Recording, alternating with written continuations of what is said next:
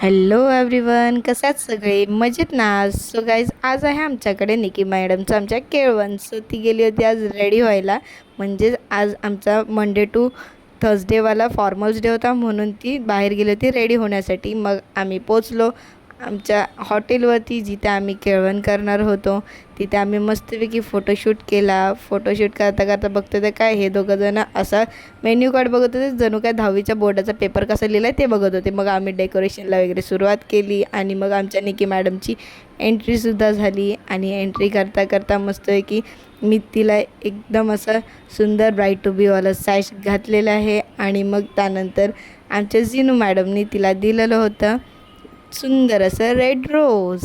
तिला हकसुद्धा करू आम्ही दोघींनी आता पुढे गेलो आणि तिथे बघतो तर काय मस्त की रुपालीताई तिला क्राऊन दिला तिला मस्त. आणि मग त्यानंतर हिच्या हातात काहीच उरलं नाही म्हणून हिने फक्त हाक करून आली तिला. आणि येता येता स्वतःच पुढे आली आणि नवरी राहिली मागे. मग आम्ही त्याच्यावरती थोडंसं हसलो वगैरे. आणि मग पुढे आता नवरी मॅडमसाठी जास्ती काय डेकोरेशन तिथे काय अलाउड नव्हतं, म्हणून आम्ही थोडक्यातच असं डेकोरेशन केलं होतं केक पुरतं. आणि मग आम्ही थोडेसे फोटोशूट्स वगैरे केले. आणि आता कापूयात केक. केक तर सर्वांनाच आवडतो.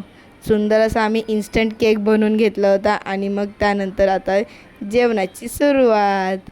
बघा इथे रोहित, निकी, पुढे आता झीनत, रुपालीताई, आदी, प्रथमेश दादा, आकिब आणि रिया, आम्ही लोक असे मस्तपैकी इथे जेवण हडपत होतो. आणि मग त्यात आलं बिलच्या नंतर आता आमचं इथं चालू होता टाईमपास. नंतर हे आमच्या रोमिओ आणि ज्युलियट ह्या दोघांचा चाललेला टाईमपास, म्हणजेच एकामेकाला केक भरवायच्या टाईमपास चालला होता त्यांचा. त्यानंतर जाता जाता मस्तपैकी एक सुंदर अशी सेल्फी काढली आम्ही. आणि मग आता बॅक टू होम करायची वेळ आली. सो असा होता माझा आजचा दिवस.